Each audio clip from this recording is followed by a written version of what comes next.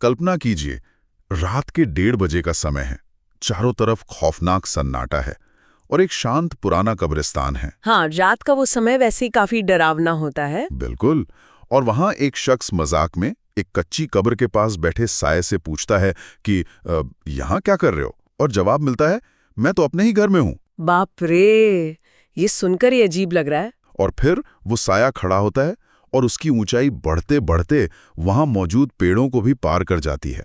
देखिए, ये सिर्फ कोई डरावना दृश्य नहीं है, ये उस पल का सटीक वर्णन है जब इंसानी गुरूर का सामना एक ऐसी सच्चाई से होता है जिसे हमारा दिमाग समझ ही नहीं सकता। बिल्कुल सही कहा आपने। और यही बात मुझे उस विचार की तरफ ले जाती है जो मैं आज हमारी इस गहराई से की जा रही चर्चा की शुरुआत में रखना चाहती थी। हाँ, बताइए। मतलब अक्सर जब हम किसी मेडिकल डायग्नोसिस की बात करते हैं ना, तो वहाँ एक तरह की सटीकता होती है। जैसे कि अगर हड्डी टूट गई है तो एक्सरे में वो टूटी हुई सफ़ेद लाइन साफ दिख जाती है। हाँ, वो एकदम बाइनरी होता है, ब्लैक एंड व्हाइट। एकदम। डॉक्टर उंगली रखकर कहता है कि देखिए, ये रही दिक्कत। सब कुछ बहुत स्पष्ट होता है, या तो हड्डी टूटी है या नहीं टूटी है। सही कह रही हैं। विज्ञान और तर्क की दुनिया इसी तरह काम करती है। हम हर चीज को ना एक तय खांचे में फिट करना चाहते हैं। लेकिन जब हम अलौकिक घटनाओं, पीढ़ियों पुराने शाप और अनजानी ताकतों की दुनिया में कदम रखते हैं, तो अचानक वो एक्सरे मशीन काम करना बंद कर देती है। बिल्कुल, वहां हमारे नियम लागू नहीं होते। हाँ, हम एक ऐसे परिदृश्य में पहुंच जाते हैं जहां भौतिक विज्ञान के नियम ताश के पत्तों की तरह ढह जाते हैं। इसे पैरानॉर्मल रिसर्च की भाषा में निदान की उलझन या डायग्नोस्टिक कंफ्यूजन कहा जा सकता है। अच्छा। हाँ, ये एक ऐसा क्षेत्र है जो हमारी समझ की सीमाओं के बाहर काम करता है, लेकिन इसका ये मतलब कतई नहीं है कि इसके अपने कोई नियम नहीं है। और आज के हमारे इस गहन अध्ययन का विषय यही अनदेखी दुनिया है।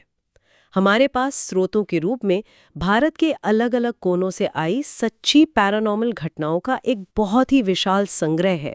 हाँ, और ये दस्तावेज बहुत कुछ कहते हैं। बिल्कुल। इन दस्तावेजों में डायन, सुलेमानी जिन, मसान क्रिया, रूप बदलने वाली शक्तियां और शापित जगहों के रोंगटे खड़े कर देने वाले प्रत्यक्ष अनुभव शामिल हैं। लेकिन मैं सुनने वालों को बता दूं कि हमारा उद्देश्य आज सिर्फ डरावनी कहानियां सुनाना नहीं है। एकदम सही। हम इन घटनाओं के पीछे के मनोविज्ञान, मानवीय लालच और उन अलौकिक शक्तियों के नियमों को डिकोड करेंगे।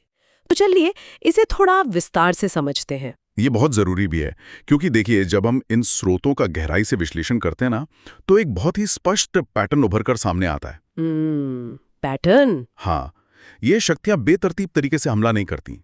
इनका अपना एक बहुत ही सख्त ढांचा होता है। तो अगर उस ढांचे और नियमों की बात करें, तो स्रोतों में सबसे पहले उन जगहों का जिक्र आता है जो सदियों से शापित हैं। हाँ, वो जगह जिनकी अपनी एक सीमा होती है। बिल्कुल, एक तरह की लक्ष्मण रेखा। और जब इंसान उस सीमा को लांघता है, तब जो होता है वो भयानक है। अभी शुरुआत में मैंने जिस कब्रिस्तान का दृश्य बताया था ना, वो केरल का सुल्तान कब्रिस्तान है। जी, रघुवीर वाला किस्सा। हाँ, स्रोत के अनुसार रघुवीर नाम का एक शख्स, जो भूतों पर बिल्कुल यकीन नहीं करता था, अपनी जिद में अपने 2 दोस्तों अरुण और इकबाल के साथ वहां पहुंच गया। और यहाँ गौर करने वाली बात यह है कि वहाँ के स्थानीय लोग उस जगह की हकीकत जानते थे। हाँ, उन्हें पता था कि वहां कुछ तो गड़बड़ है। बिल्कुल।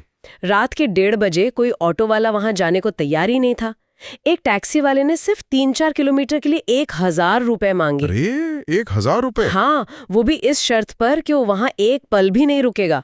मतलब ये सब साफ चेतावनियां थीं, जिन्हें रघुवीर ने पूरी तरह नजरअंदाज कर दिया। जब वे अंदर गए और उस जिन्नात से उनका आमना सामना हुआ, तो भागते वक्त उस जिन्नात ने इकबाल की पीठ पर सिर्फ एक पंजा मारा और उसकी पूरी खाल उधेड़ दी। हाँ, ये बहुत ही हिंसक प्रतिक्रिया थी। मतलब मैं सोच रही थी कि अगर वो शक्ति इतनी ही ताकतवर थी, तो उसने सीधे जान क्यों नहीं ली? यहाँ जो बात सबसे दिलचस्प है ना, वो है टेरिटरी यानी क्षेत्र का सिद्धांत। मतलब उनका अपना इलाका। बिल्कुल। जिन्नात का वो वाक्य याद है आपको, मैं तो अपने ही घर में हूँ। ये बहुत गहरी बात है। अलौकिक शक्तियां अपने क्षेत्र को लेकर अत्यधिक संवेदनशील होती हैं। अच्छा। सुल्तान कब्रिस्तान जैसी जगहों पर होने वाली घटनाओं को इंटेलिजेंट हॉन्टिंग कहा जाता है। Intelligent haunting? हाँ, मतलब वहां मौजूद सत्ता अपनी मौजूदगी के प्रति पूरी तरह जागरूक है। उसने खाल उधेड़ कर एक संदेश दिया। ये एक तरह की सजा थी, हत्या नहीं। ओहो, मतलब चेतावनी दे रहा था। बिल्कुल, क्योंकि घुसपैठिया वो जिन्नात नहीं था, बल्कि इंसान था। ये तो सच में रोंगटे खड़े कर देने वाला है। लेकिन क्या हर जगह शक्तियां इतनी जागरूक होती हैं? आपका क्या मतलब है? क्योंकि राजस्थान के भानगढ़ किले की जो घटना हमारे स्रोत में है ना, वो थोड़ी अलग लगती है मुझे। वहाँ पंजाब से गए दोस्तों के ग्रुप के साथ बहुत अजीब चीजें हुई। हाँ, भानगढ़ तो वैसे भी बहुत कुख्यात है। बिल्कुल, रास्ते में ही उनके साथ अपशकुन होने लगे थे, कार का गर्म होना, पंक्चर हो जाना। फिर रात में जब उन्होंने वहाँ कैंप लगाया तो उन्हें एक औरत के दर्दनाक रोने की आवाजें आईं। और वो परछाई वाली बात भी थी। हाँ, किले की दीवार पर चलती हुई एक बहुत लंबी परछाई दिखी और एक अदृश्य शक्ति ने उनके साथ गए एक अंकल को धक्का देकर गिरा दिया। ऐसा लग रहा था जैसे वहां आज भी कोई पुराना बाजार चल रहा हो। बिल्कुल, और असम के नरीकली मंदिर के पास वाले पुल की घटना भी इसी श्रेणी में आती है। वो लिफ्ट मांगने वाली लड़की? हाँ, जहां रात में एक लंबे बालों वाली लड़की ने बाइक वाले से लिफ्ट मांगी और जब पीछे से आ रहे आर्मी ट्रक वालों ने हॉर्न बजाया तो वो लड़की अपने बालों के साथ सीधे खेतों में कूदकर भाग गई। बाप रे, इन दोनों घटनाओं को देखकर मेरे मन में ना एक सवाल आता है। पूछिए। क्या ये शापित जगहें एक रिकॉर्डिंग टेप की तरह है? Recording tape? हाँ, मतलब जैसे कोई कैसेट कहीं अटक गया हो और किसी खौफनाक घटना को बस एक लूप में बार बार दोहरा रहा हो। क्या वो रोती हुई औरत सच में वहां मौजूद थी या वो बस अतीत की कोई परछाई थी? आपकी ये रिकॉर्डिंग टेप वाली एनालॉजी बहुत ही सटीक है। इसे पैरानॉर्मल विज्ञान में स्टोन टेप थ्योरी या फिर रेजिडुअल हॉन्टिंग कहा जाता है। स्टोन टेप थ्योरी, ये कैसे काम करती है? देखिए, ऐसा माना जाता है कि जब किसी जगह पर अत्यधिक तनाव, दुख या हिंसा की कोई घटना होती है ना, तो वहां की दीवारें, पत्थर या खनिज उस ऊर्जा को एक मैग्नेटिक टेप की तरह सोख लेते हैं। अच्छा, मतलब वो जगह उस घटना को रिकॉर्ड कर लेती है? बिल्कुल। भानगढ़ में वो औरत शायद उनसे बात नहीं कर रही थी, वो बस उस दर्दनाक पल को बार बार जी रही थी। लेकिन अगर ये शक्तियां अपनी जगह, अपने खंडरों या कब्रिस्तानों से इतनी ही बंधी हैं, तो फिर दिल्ली या शिमला के किसी आधुनिक परिवार के बंद घर में कैसे पहुंच जाती हैं?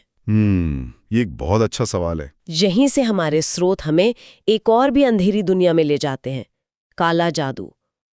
जब इंसान खुद इन शक्तियों को हथियारों की तरह इस्तेमाल करने लगता है। हाँ, यही वो बिंदु है जहां कोई दुर्घटना जानबूझकर किए गए अपराध में बदल जाती है। मतलब शक्तियों को कंट्रोल करना, शक्तियों को उनकी टेरिटरी से खींचकर किसी और के विनाश के लिए बांधना। हाँ, दिल्ली से जुड़ी घटना इसका बहुत खौफनाक उदाहरण है। एक परिवार जहां सब कुछ सामान्य था, लेकिन अचानक उनके घर के गेट पर बकरे का कटा हुआ सिर और खून मिलने लगा। और घर के अंदर भी तो अजीब चीजें हो रही थी। हाँ, घर के अंदर डाइनिंग टेबल की कुर्सियां अपने आप हवा में उड़कर दीवारों से टकराने लगीं।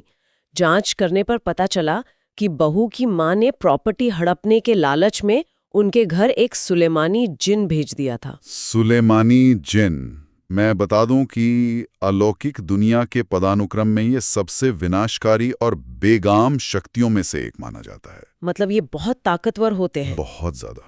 इसे नियंत्रित करना लगभग असंभव है। लेकिन रुकिए, ये बहुत अजीब लगता है। प्रॉपर्टी के लिए जिन, ये तो किसी की जान लेने के लिए बंदूक के बजाय किसी अदृश्य मिसाइल का इस्तेमाल करने जैसा हो गया। हाँ, इंसान का लालच कुछ भी करवा सकता है। परिवार को आखिरकार शिमला के नालागढ़ में एक अघोरी पीपल वाले बाबा के पास जाना पड़ा। अरे, बाबा ने उस जिन को तो बांध लिया, लेकिन जिन ने एक खौफनाक शर्त रखी कि वो खाली हाथ नहीं लौटेगा। बिल्कुल, उसने कहा कि मैं खाली हाथ नहीं लौटूंगा, जिसने मुझे भेजा है मैं उसी की जान लूंगा। और सच में कुछ ही महीनों बाद उस बहू की मां की मौत हो गई। क्या सच में ये इस तरह काम करता है, ऊर्जा का वापस पलटना? ये एक बहुत ही महत्वपूर्ण सवाल है। क्या कोई इंसान सच में अलौकिक भौतिकी को अपने लालच के लिए मोड़ सकता है? हाँ, क्या ऐसा हो सकता है? स्रोत बताते हैं कि काला जादू दरअसल ऊर्जा को नकारात्मक रूप से दिशा देने का एक विज्ञान है। जब आप एक सुलेमानी जिन का आवाहन करते हैं तो आप प्रकृति के संतुलन में एक छेद कर रहे होते हैं। और प्रकृति तो संतुलन वापस चाहती है। एकदम सही। ब्रह्मांड का सबसे बुनियादी नियम है, हर क्रिया की प्रतिक्रिया होती है। न्यूटन का नियम। बिल्कुल। जब वो जिन अपने शिकार को नहीं मार पाया तो उस असीमित नकारात्मक ऊर्जा को कहीं तो जाना था ना, वो सीधा अपने स्रोत की ओर लौट गई। बाप रे। ऊर्जा के सिद्धांत का एक और बहुत ही महीन उदाहरण पंजाब की मसान क्रिया वाली घटना में देखने को मिलता है। हाँ, वो दहेज के संदूक वाला किस्सा। हाँ, एक जेठानी ने दहेज के संदूक में मुर्दे की राख से भरी सिर्फ 1 इंच की प्लास्टिक की पुड़िया छिपा दी थी। उस एक छोटी सी पुड़िया ने पूरे घर में तबाही मचा दी। लोगों की तबीयत बिगड़ने लगी थी ना। बिल्कुल, हर तरफ अशांति फैल गई। अंत में एक जानकार माताजी ने आके उसे खोजा और नहर में फेंका। लेकिन मुझे ये समझ नहीं आ रहा है कि सिर्फ एक मुट्ठी राख इतनी तबाही कैसे ला सकती है। देखिए, इसे सिंपैथेटिक मैजिक कहा जाता है। Sympathetic magic. हाँ, मसान की राख सिर्फ राख नहीं है, वो मृत्यु, ठहराव और अंत का भौतिक प्रतीक है। अच्छा, और उसे रखा कहाँ गया था? नई दुल्हन के दहेज के संदूक में। बिल्कुल, जो कि नई शुरुआत और जीवन का प्रतीक है। तो वहां जीवन और मृत्यु की ऊर्जा का एक भयंकर टकराव हुआ। मैं समझ रही हूँ। वो राख ना एक वायरस की तरह काम करती है, जो घर की सकारात्मक ऊर्जा को अंदर ही अंदर खा जाती है। ये तो क्रूरता की हद है। लेकिन अगर क्रूरता की ही बात करें ना, तो पटियाला के बाबा की घटना सबसे ज्यादा विचलित करने वाली है। ओहो, वो जीभ काटने वाली घटना। हाँ, एक लड़के पर किसी तांत्रिक ने मारण क्रिया करके एक शक्ति भेजी थी, लेकिन पकड़े जाने के डर से उस तांत्रिक ने उस अलौकिक शक्ति की ही जीभ काट दी थी। ताकि वो नाम ना बता सके। बिल्कुल, ताकि अगर कोई उसे पकड़ भी ले तो वो शक्ति नाम ना बता सके। वो अदृश्य शक्ति बाबा के सामने सिर्फ दबी ही चीखें निकाल रही थी। ये सब देखकर तो लगता है कि असली विलेन कोई भूत प्रेत नहीं है। तो कौन है? असली विलेन इंसान का लालच है, जो इन शक्तियों को उकसाता है और उनके साथ भी अमानवीय व्यवहार करता है। एकदम सही विश्लेषण है आपका। इन घटनाओं में अलौकिक शक्तियां सिर्फ एक टूल या उपकरण की तरह इस्तेमाल हो रही हैं। हाँ, हथियार की तरह। असली खौफ इंसानी फितरत के उस अंधेरे कोने का है, जहां लालच और ईर्ष्या जन्म लेते हैं। इंसान की फितरत से तो डर लगता ही है, लेकिन यहाँ आकर बात सच में बहुत दिलचस्प हो जाती है। वो कैसे? क्योंकि अब तक हमने जिन ताकतों की बात की, वो या तो अदृश्य हैं या किसी पर हावी होती हैं। जी। लेकिन उन शक्तियों का क्या जिनका भौतिक रूप ही प्रकृति के नियमों के खिलाफ है? आप शेप शिफ्टर्स की बात कर रही हैं। हाँ, रूप बदलने वाली शक्तियां। ये अलौकिक विज्ञान का सबसे जटिल और मैं कहूंगा दिमाग को सुनकर देने वाला हिस्सा है। हमारे स्रोत में असम के मायोंग की एक बेहद अजीब घटना है। सुनने वालों को शायद पता हो कि मायोंग अपने काले जादू के लिए मशहूर है। जी, असम का ब्लैक मैजिक कैपिटल। बिल्कुल। वहां के एक आदमी ने जादूगरों से सांप बनने का मंत्र सीखा। जी। उसने अपनी पत्नी को ये जादू दिखाने के लिए ना खुद को एक विशाल सांप में बदल लिया। और शर्त ये थी कि पत्नी उस पे पानी डालेगी। हाँ, शर्त ये थी कि पत्नी घबराए बिना उस पर पानी डाल देगी तो वो वापस इंसान बन जाएगा। लेकिन एक असली विशालकाय सांप को देखकर पत्नी इतनी दहशत में आ गई कि बाल्टी उसके हाथ से छिटक गई। ये तो होना ही था। अजीबोगरीब जीव समझकर गोली मार दी। देखिए, ये प्रकृति के साथ जबरदस्ती किए गए एक प्रयोग का दर्दनाक अंत है। बिल्कुल। भौतिक शरीर के साथ इस तरह का खिलवाड़ हमेशा त्रासदी ही लाता है। और ऐसा ही एक खौफनाक सामना बिहार के पूसा में एक 10 साल के बच्चे ने भी किया था। हाँ, गंडक नदी के किनारे वाला किस्सा। हाँ, वो गंडक नदी के किनारे खेल रहा था, तभी उसने एक बूढ़ी औरत को देखा।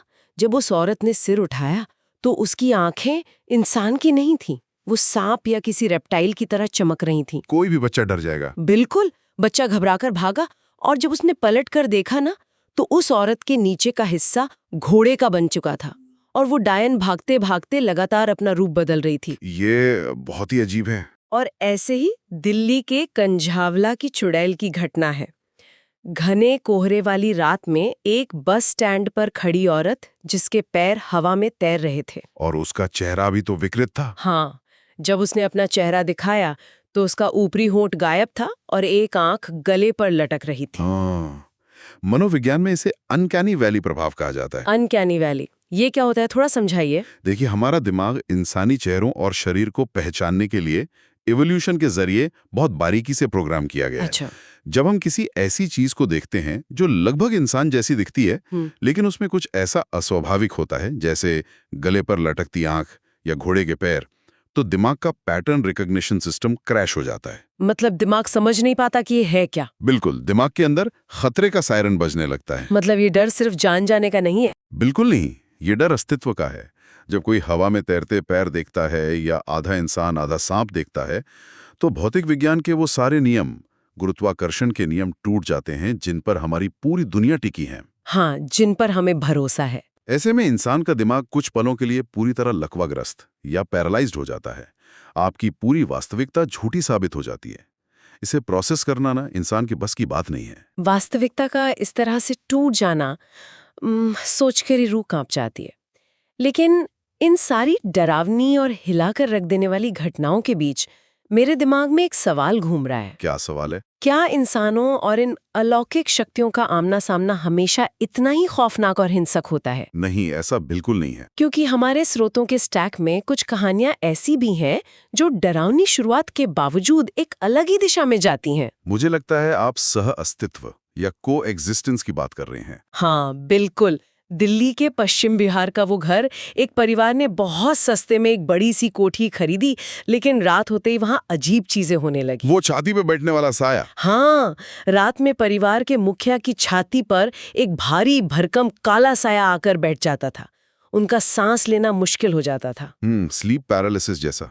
हाँ, लेकिन जब उन्होंने एक विशेषज्ञ को बुलाया तो पता चला कि वो कोठी दरअसल एक पुराने कब्रिस्तान पर बनी है और उनके बेडरूम के ठीक नीचे एक मुसलमान पीर की कब्र है। आमतौर पर ऐसी स्थिति में लोग या तो घर छोड़कर भाग जाते हैं या फिर तांत्रिकों को बुलाकर एक लंबी और हिंसक लड़ाई शुरू कर देते हैं। लेकिन इस परिवार ने ऐसा कुछ नहीं किया। उस पीर की रूह ने संवाद किया और बताया कि वो आमतौर पर किसी को वहां टिकने नहीं देता, लेकिन उसे इस परिवार के छोटे बच्चे बहुत पसंद है। तो उसने कोई शर्त रखी होगी? हाँ, उसने सिर्फ एक शर्त रखी।